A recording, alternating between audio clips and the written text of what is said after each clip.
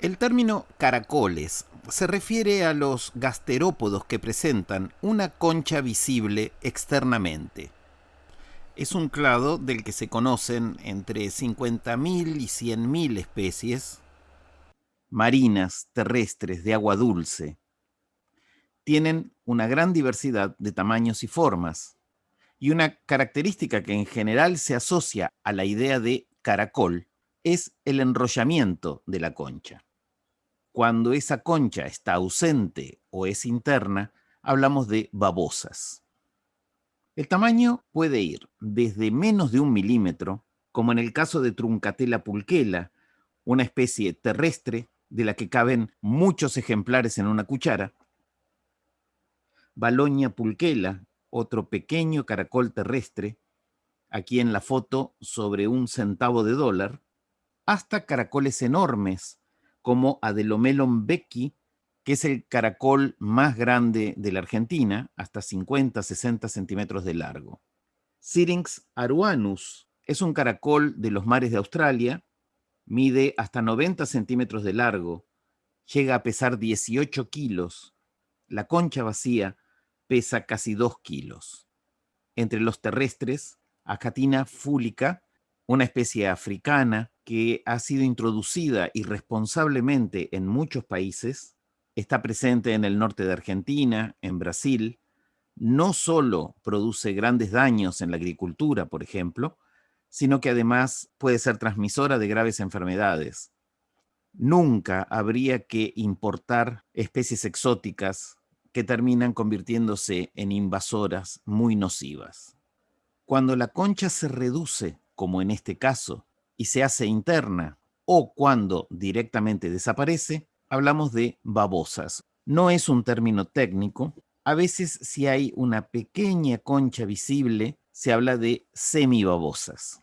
También entre las babosas hay gigantes, como esta Aplicia vacaria, que es la babosa marina más grande conocida, llega a pesar 40 kilos. Por supuesto, es un tamaño extraordinario para el grupo. La estructura del caracol comprende un cefalopié, es decir, que la cabeza no tiene un límite definido con el pie sobre el cual repta, y una masa visceral que incluye la mayor parte del sistema digestivo, el sistema circulatorio, la gónada. La pared del cuerpo que cubre la masa visceral se denomina manto. El manto forma un repliegue anterior que determina la existencia de una cavidad del manto o cavidad paleal. Vemos aquí el borde del manto y la cavidad del manto. Es este espacio por donde circula el agua movida por las cilias de la branquia, o bien se transforma en un pulmón en el caso de los caracoles terrestres. La concha crece a partir del borde del manto, es decir, la punta de la concha, que se llama ápex, es la parte más vieja, y a medida que el animal crece enrollándose, va generando nueva concha desde el borde. Internamente hay una columela. Columela literalmente quiere decir en latín columnita, y es el eje central enrollado durante el crecimiento. El enrollamiento de los gasterópodos es siempre endogástrico. El intestino queda siempre del lado de la columela. Esa columela puede ser maciza o hueca, dependiendo de que cada vuelta quede apretada o distanciada respecto del eje de enrollamiento. En este corte de Telescopium telescopium vemos la columela, es una columela maciza, pero si el enrollamiento fuera más laxo y las sucesivas vueltas no estuvieran unidas a la parte central en forma estrecha, la columela podría ser hueca. Una columela hueca generalmente abre el exterior por medio de un ombligo. El ombligo puede ser abierto. Si su ancho es mayor, se habla de un ombligo perspectivo que permite ver desde abajo hasta el origen del enrollamiento. La luz de la columela puede ser mucho más estrecha y verse solamente como una pequeña perforación, o bien se habla de un ombligo cerrado. El ombligo cerrado puede ocurrir porque la columela no tiene una luz interna o porque al llegar a la edad adulta el crecimiento de la concha lo tapa. Caliostoma variegatum es un ejemplo de ombligo cerrado. Bulimulus quitensis tiene un ombligo perforado. En Sonitoides nitidus hay un ombligo abierto. Y Arquitectónica perspectiva, como el nombre lo indica, tiene un ombligo perspectivo. Se ven todas las vueltas desde la parte inferior de la concha. A veces las vueltas no se tocan entre sí. Este es un ejemplo de un caracol enrollado, pero sin formar una columela interna. El crecimiento puede ser indefinido o definido. La concha puede seguir creciendo cuando el peristoma es simple o cortante. Peristoma es el borde externo de la abertura. Este animal sigue creciendo toda su vida a partir del borde del manto que rodea el peristoma. Muchas especies, al llegar a la edad adulta, forman un reborde que detiene el crecimiento. Se habla de labio reflejado. Este Megalobulimus es un caracol autóctono de Argentina, Brasil, Uruguay. Tiene un borde reflejado. La reflexión del peristoma provoca la detención del crecimiento. Usualmente está relacionado con la madurez sexual. Otras especies de crecimiento definido desvían hacia afuera el borde de la abertura, y en este caso hablamos de un labio expandido. Un caso donde la expansión del peristoma es mayor es este estrómbido del Caribe. En una concha de caracol vemos la abertura. El borde externo de la abertura es el labio o peristoma. Del otro lado está el ombligo. La concha se divide en el último anfracto o última vuelta y la espira. El caracol tiene una sola espira. La punta más vieja es el ápex. Son las vueltas de la protoconcha o vueltas nepiónicas. A partir de ahí empieza la teleoconcha. Aquí está señalado un anfracto de la teleoconcha. Protoconcha es la parte inicial, la que se formó en la larva o dentro del huevo, si el desarrollo es directo. Luego, cada vuelta se llama anfracto y el conjunto de anfractos, excepto el último, constituye la espira. A veces se comete el error de preguntar cuántas espiras tiene un caracol, queriendo referirse a cuántas vueltas. La respuesta es que el caracol tiene una sola espira, formada por varios anfractos. Entre anfractos sucesivos vemos una sutura. La mayoría de los caracoles, sobre todo los macroscópicos, viven varios años y su tasa de crecimiento varía según la estación del año, marcando líneas de crecimiento, que no deben confundirse con las bandas de color, y menos aún con las cicatrices, que son el producto de la reparación de alguna rotura accidental. En esta traquipolia nodulosa se observa la protoconcha de color rojizo y la teleoconcha, que desarrolla nódulos a lo largo de la sutura entre los anfractos de la teleoconcha. El límite entre la protoconcha y la teleoconcha suele estar marcado por un cambio de color, un cambio de escultura. Vemos aquí una larva Veliger. Esta fotografía no pertenece a la misma especie, pero sí al mismo grupo. La larva tiene una concha enrollada que permanece en el ápex del adulto.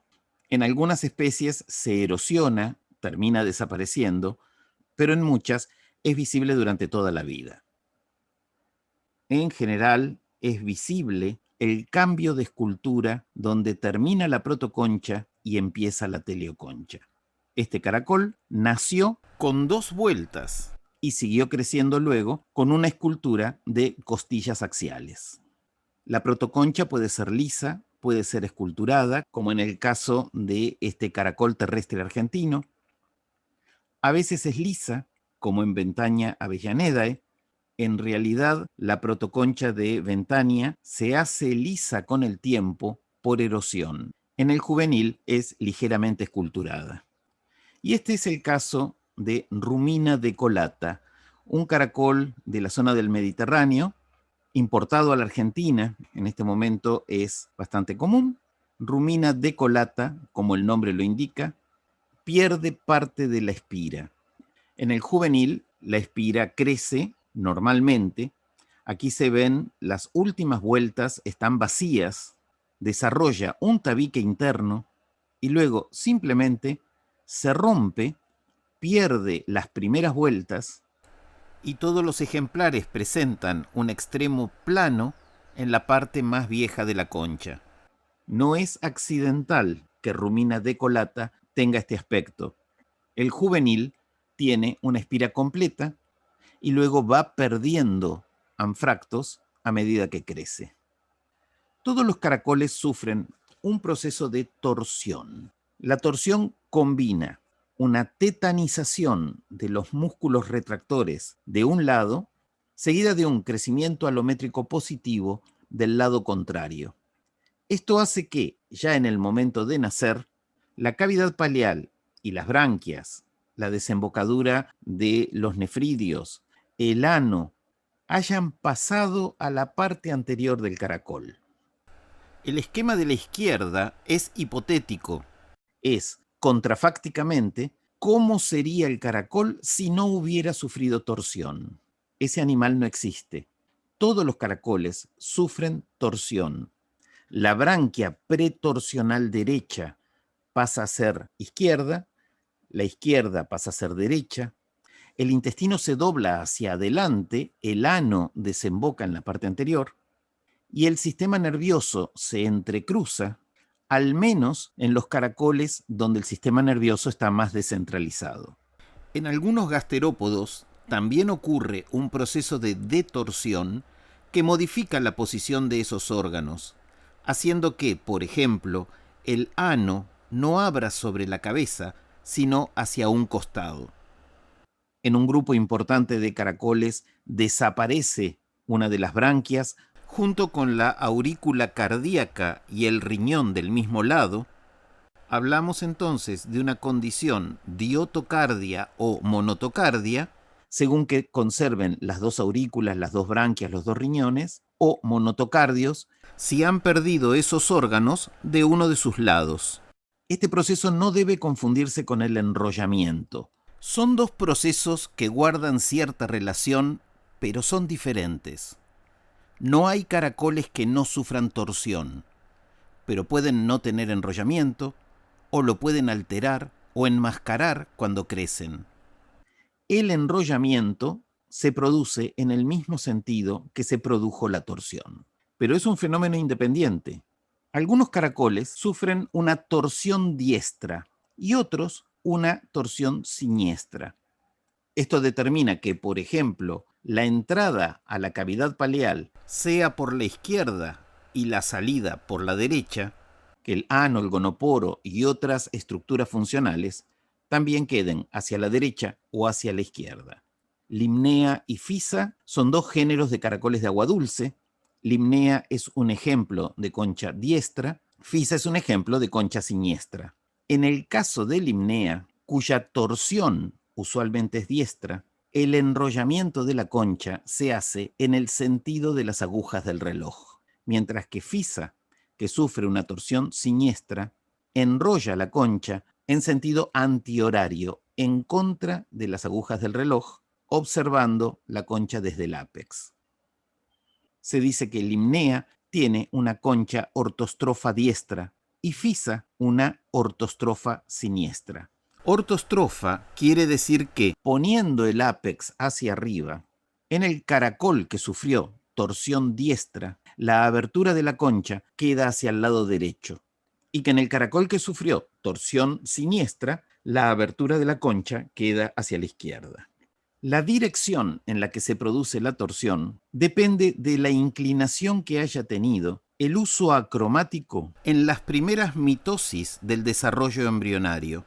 La segmentación del huevo de los moluscos es de tipo espiral. Cuando se pasa del estadio de 4 blastómeras al de 8 blastómeras, cada una de las blastómeras iniciales produce una macrómera y una micrómera. El uso acromático se inclina, de modo que las micrómeras quedan corridas respecto de las macrómeras que están por debajo. Ese corrimiento, esa inclinación puede ser hacia la izquierda o hacia la derecha y determina cómo va a ser el resto del desarrollo del animal. Todas las especies de la familia Limnaeidae normalmente tienen torsión diestra y enrollamiento ortostrofo, mientras que todas las especies de Phisa tienen torsión siniestra y enrollamiento ortostrofo en sentido antihorario que produce una concha siniestra. Amphidromus perversus, un caménido, es un caracol terrestre, tiene dimorfismo torsional y de enrollamiento. Una parte de la población se enrolla hacia la derecha y otra se enrolla hacia la izquierda. Esto es un problema biológico muy interesante. La ubicación de la abertura y de los órganos internos reduce en gran medida la posibilidad de reproducirse entre ejemplares con distinta morfología y se puede convertir en un mecanismo evolutivamente importante de selección sexual y diferenciación genética dentro y entre poblaciones. Ligus fasciatus, un hortalícido, también tiene este tipo de dimorfismo. Aquí vemos una concha diestra a la izquierda y una siniestra a la derecha. Para determinar, la convención es poner el ápex hacia arriba. Y en ese caso se ve claramente si la abertura queda hacia la derecha o hacia la izquierda. Esa sinistralidad puede ser accidental, es decir, ocurrir ocasionalmente en un ejemplar aislado. Esto es un accidente del desarrollo ontogenético que no tiene consecuencias evolutivas. La verdadera sinistralidad, es decir, la ortostrofia siniestra, afecta tanto al enrollamiento de la concha como a la posición de los órganos internos, que depende de la dirección de la torsión. En Limnea se describieron ejemplares diestros y siniestros hace más de un siglo. En la foto de la izquierda vemos un ejemplar siniestro y uno diestro. Al retirar los órganos y ver su anatomía, se comprueba que la torsión había sido siniestra o diestra en cada caso. De modo que la abertura del pulmón, el ano, el nefridioporo y el gonoporo abren en un caso y otro hacia el lado contrario. Los ejemplares siniestros de Limnea son anómalos.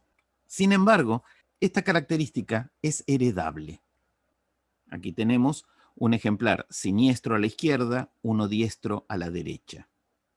Sturtevant, en 1923, inició los estudios genéticos con caracoles del género Limnea, normalmente diestro, para entender por qué a veces aparecen ejemplares siniestros. Básicamente depende de un gen que regula la disposición del citoesqueleto del óvulo y por lo tanto de la cigota, de modo que controla desde la ovogénesis misma la posición del uso acromático durante la mitosis. Este trabajo de 2004 muestra la cigota, el estado de 4 blastómeras, y luego cómo, al pasar el embrión de 4 a 8 células, el giro, la inclinación del uso acromático es hacia la izquierda o hacia la derecha en los ejemplares que se van a desarrollar como siniestros o diestros respectivamente. La hipótesis más parsimoniosa es que en los limnéidos un alelo dominante codifica la torsión hacia la derecha, lo llamamos D mayúscula, y el recesivo determina la formación de un animal siniestro, lo llamamos S minúscula. Con este modelo simple de un gen con dos alelos, ¿qué proporción de diestros y siniestros nacería al cruzar dos heterocigotas? en un modelo mendeliano básico, deberían ser 3:1. El resultado sería este. 2 heterocigotas que se cruzan darían 3 diestros por cada siniestro. El siniestro sería homocigota SS y los diestros serían los homocigotas DD y los heterocigotas DS. Sin embargo, Sturtevant descubrió que en lugar de 3 diestros por cada siniestro, la proporción era de 4:1. 4 diestros contra un siniestro. Sus resultados refutaban la hipótesis más parsimoniosa y no cumplían las leyes de Mendel, que eran las únicas conocidas en esa época. Otros autores repitieron la experiencia, corroboraron los datos, y entonces, desde la década de 1920, se sabe que las leyes de Mendel no son universales. Hay otros factores, además de la combinación de alelos. Más allá del genotipo del embrión, hay una herencia materna dominante. En un embrión heterocigota, la quiralidad, es decir, la dirección hacia la cual se produce la torsión y luego el enrollamiento, depende de que el alelo provenga del padre o de la madre. En este caso particular, como son caracoles hermafroditas, habría que decir el miembro de la pareja que aportó el óvulo o el miembro de la pareja que aportó el espermatozoide, porque aquí ambos ejemplares son padre y madre. La regulación de este fenómeno fue vuelta a estudiar recientemente con métodos muy superiores a los de hace un siglo, en el caracol terrestre Bradivena similaris, que normalmente es diestro, también es hermafrodita. En la fotografía vemos un ejemplar diestro a la izquierda y uno siniestro a la derecha. Por analogía con la química, se llaman enantiomorfos, como los isómeros ópticos, a los caracoles de torsión inversa, y racemismo a la composición de la población formada por ambos tipos de enantiomorfos. El término quiralidad se refiere a las manos, igual que quirúrgico, quiróptero, quiromancia. Alude a estas estructuras que pueden girar hacia la derecha o hacia la izquierda, es decir, hacia qué mano los lleva su desarrollo. En este esquema, para quienes conocen la quiralidad de los aminoácidos, vemos un ejemplo gráfico de enantiomorfos, uno diestro y el otro siniestro. En Bradivena, cuando se cruzan un homocigota diestro con un homocigota siniestro, toda la descendencia, por supuesto, es heterocigota, pero con ejemplares diestros y siniestros. Es decir, la presencia de los dos alelos no determina directamente la quiralidad.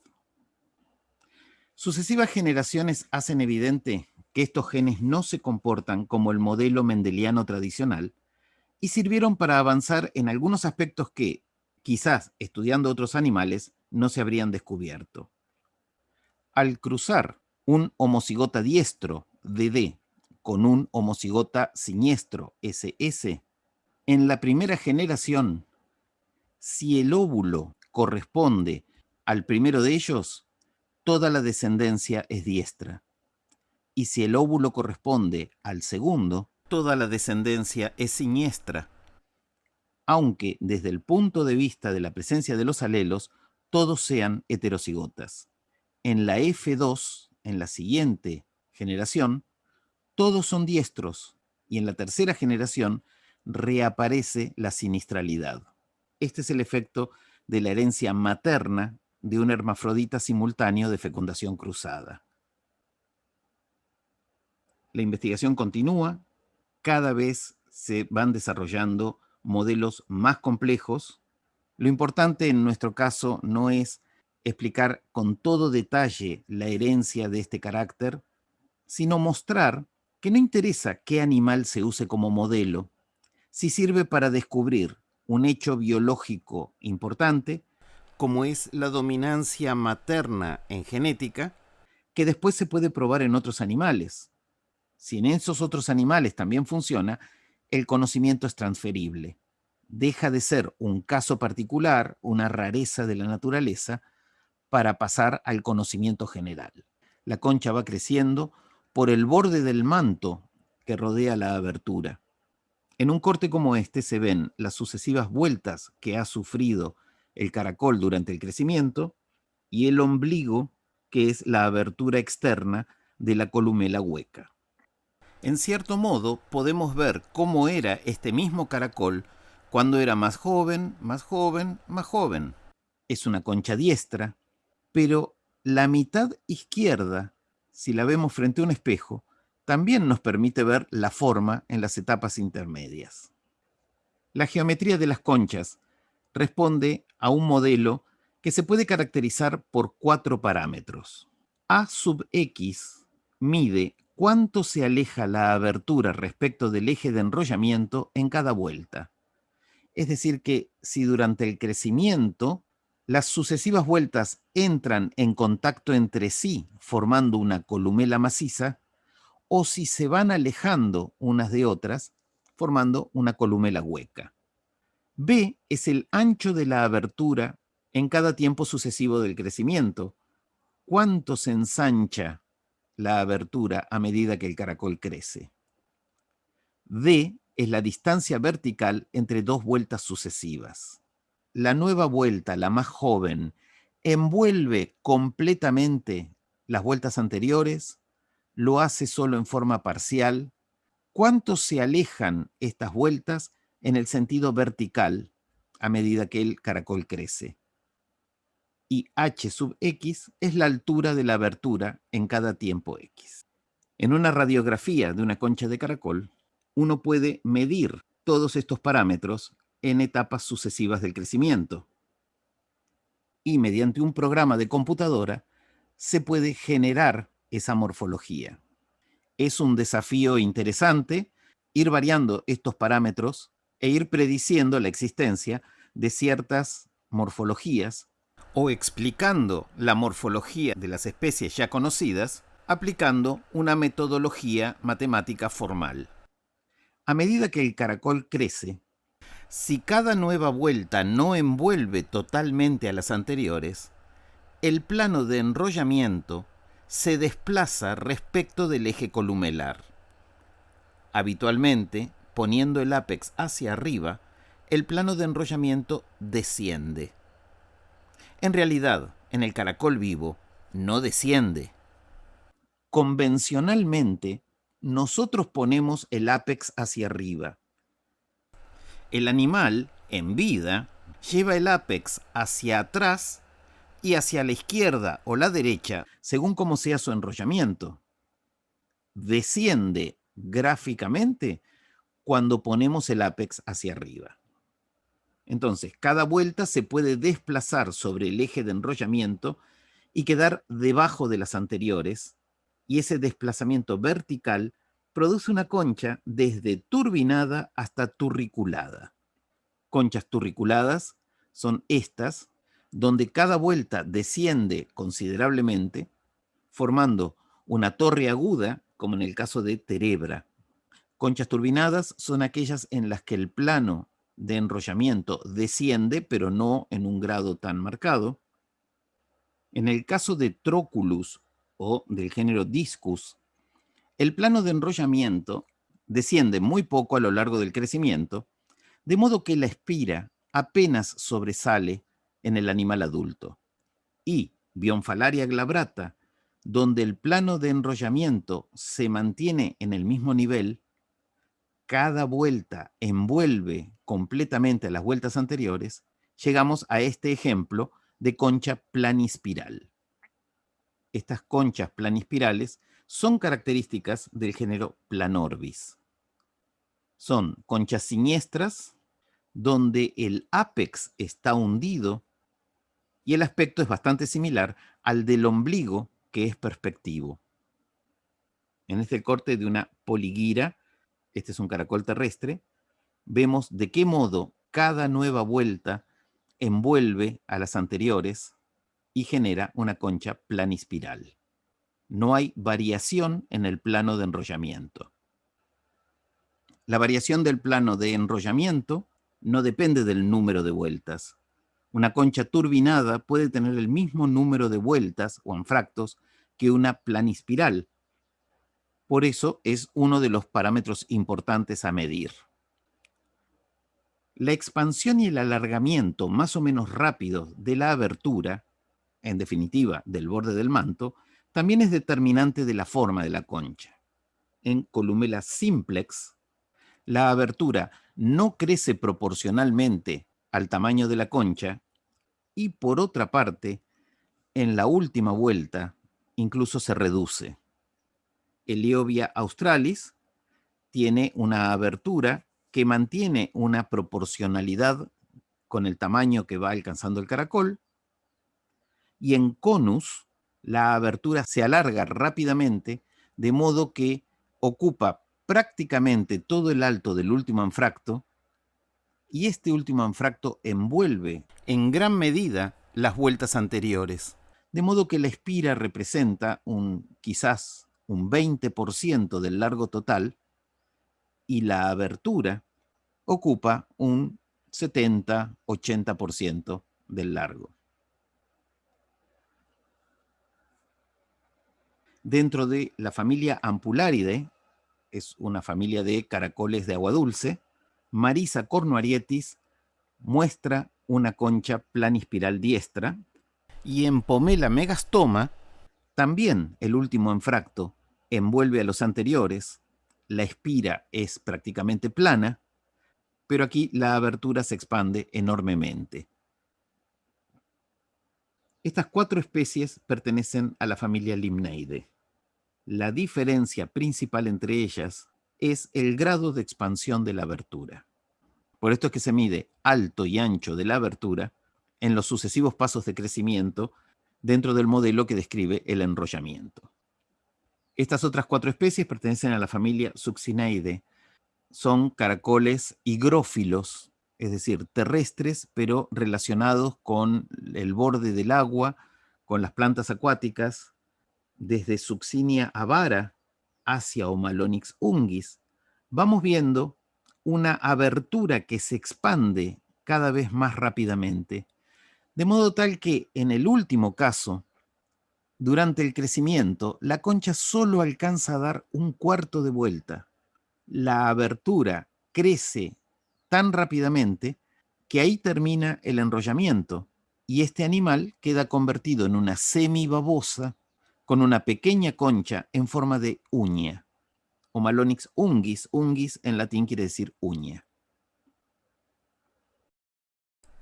La aplicación de fórmulas básicas como estas es bastante sencilla para las conchas más regulares, pero los gasterópodos presentan muchas variantes sorprendentes. Que una concha sea pateliforme, es decir, de forma cónica, como en este caso, no quiere decir que no haya tenido enrollamiento a lo largo de su desarrollo. El género Fissurella tiene un orificio característico en el ápex, se denomina orificio pleurotomario, y es un indicador de que este animal es diotocardio. Tiene 2 branquias, 2 aurículas, 2 riñones. Por ese orificio desemboca la cavidad paleal. Allí se ubica el ano, por allí salen también la orina y los productos sexuales. ¿Cómo llega a perforarse una valva de Fissurella? El juvenil bentónico muestra que la protoconcha es enrollada. Al pasar a la teleoconcha, comienza a crecer según un modelo diferente. Pasa por un estadio emarginuliforme. Esta palabra tan rara hace alusión al género Emarginula, donde vemos una hendidura pleurotomaria. La cavidad paleal y el ano desembocan en la base de esa rajadura. Al estado emarginuliforme le sigue un estadio rimuliforme, donde el borde anterior se ha cerrado y se ha acortado la ranura pleurotomaria. El género Rímula tiene esta morfología. El siguiente paso es el estadio punctureliforme. Por supuesto, este nombre alude al género Puncturella.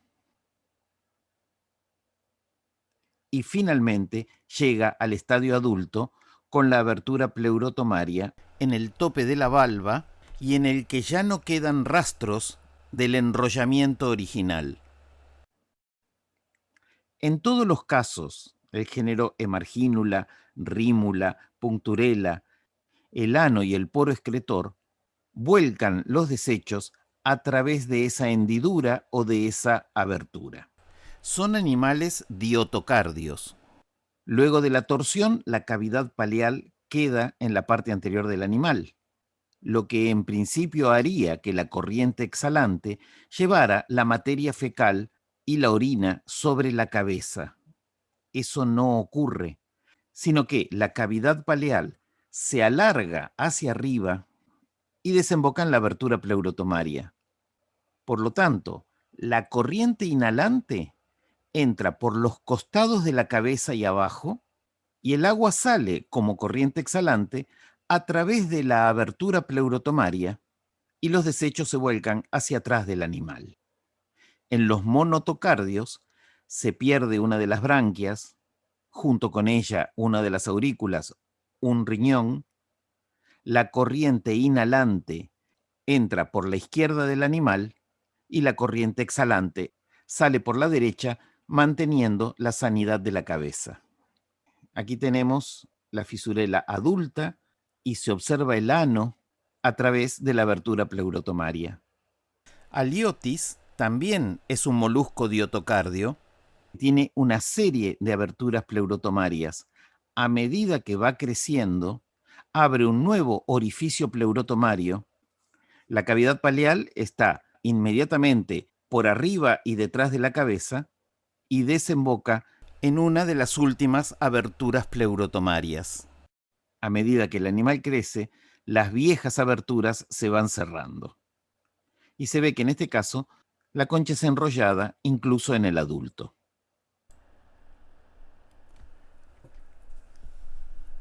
Ya hemos visto el concepto de ortostrofia. Pasemos ahora a considerar otras dos posibilidades: la hiperstrofia y la heterostrofia. Ortostrofia siniestra y diestra se refiere a los casos donde, habiendo sufrido una torsión siniestra o diestra, la concha crece según un plano de enrollamiento que desciende desde el ápex hacia la abertura. Reitero, no desciende. Gráficamente nos parece que desciende porque ponemos el ápex hacia arriba. El animal lleva la abertura hacia abajo y el ápex hacia atrás. La posición convencional del ápex hacia arriba no tiene ningún significado biológico, solamente significado geométrico. Pero ¿qué ocurre cuando el plano de enrollamiento, en lugar de descender, asciende? Es decir, luego de una torsión diestra, el enrollamiento se produce en el sentido de las agujas del reloj, pero el plano de enrollamiento, en lugar de envolver la parte inferior del anfracto anterior, envuelve la parte superior.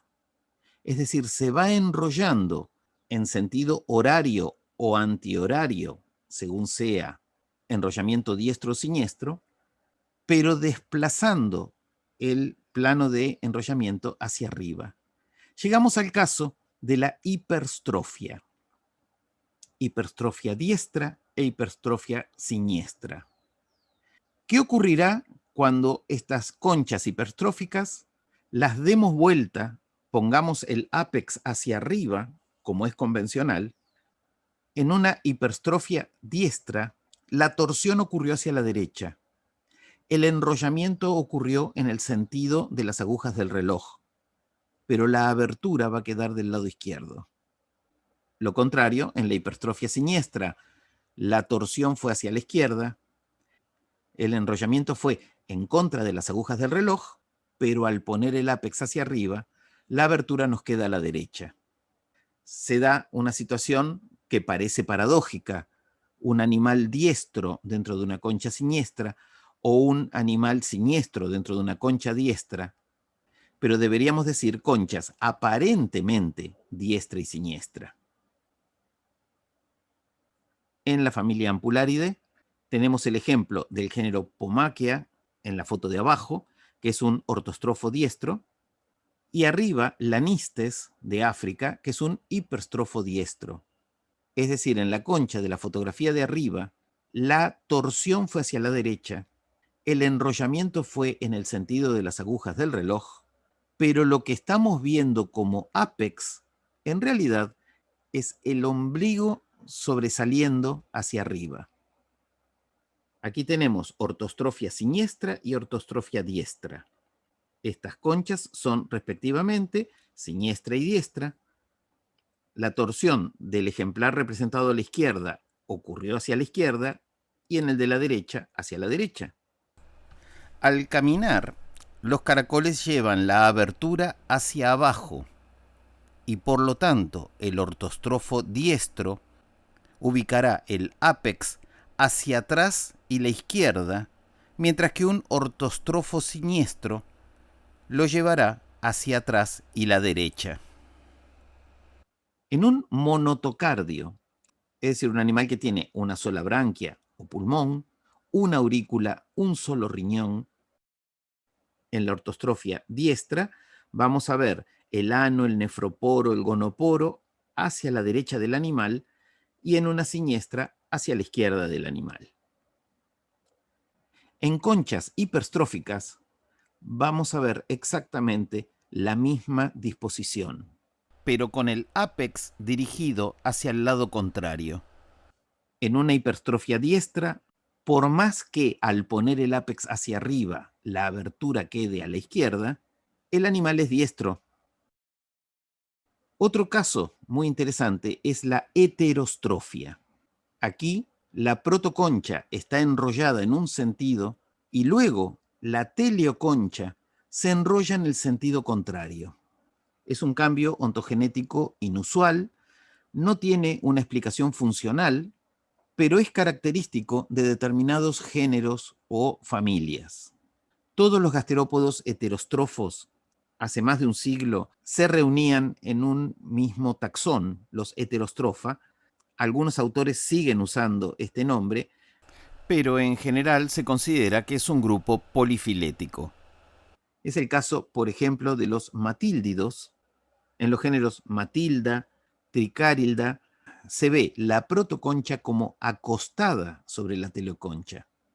Esto indica un cambio en la dirección de enrollamiento. Y en el género Arquitectónica se ve la combinación de hiperstrofia y heterostrofia, los dos procesos al mismo tiempo. Lo que se ve como un ombligo perspectivo muestra en el fondo la protoconcha, y esa protoconcha está girada.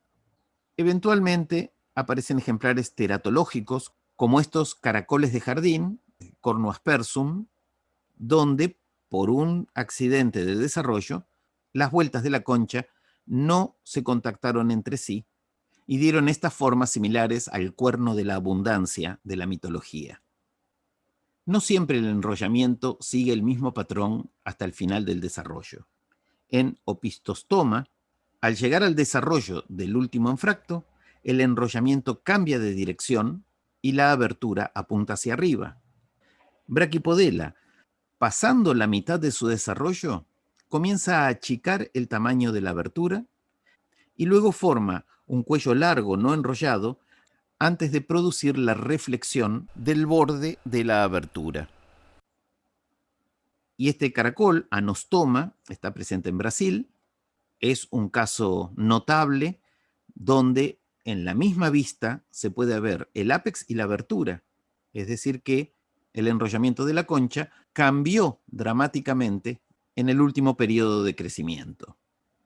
Más extraño es el caso de Clinispira, donde también, luego de crecer según un modelo turbinado, el último anfracto gira hacia arriba y la abertura pasa a estar en contacto con el ápex. Estas no son anomalías individuales, sino que son características de determinados géneros o determinadas especies. Opistostoma vermiculum cambia 4 veces el plano de enrollamiento a lo largo del crecimiento. En la familia Turritelidae, cuya forma característica es la de conchas turriculadas, hay géneros como Vermicularia, donde luego de un periodo de enrollamiento similar al de otros géneros, las vueltas se despegan y dan estos animales más de tipo tubular. Esta Vermicularia tiene un enrollamiento desordenado, aunque la protoconcha responde al mismo patrón de enrollamiento de los demás turritélidos. Y Vermetidae es una familia de caracoles, de gasterópodos, cuya concha es muy similar a la de los tubos de ciertos anélidos poliquetos. Los vermétidos son sésiles. A simple vista podrían parecer tubos de anélidos, pero observando el interior se ve que ese tubo en realidad es la concha de un gasterópodo. Estos caracoles emiten hilos de moco con los cuales adhieren partículas alimenticias. Su modo de vida, sin duda, es similar al de un gusano tubícola. Este ha sido un pantallazo sobre el tamaño y la forma general de las conchas de gasterópodos, su crecimiento y su enrollamiento. En el próximo video vamos a referirnos a la estructura de la concha, a sus ornamentaciones y otras características notables de estos animales.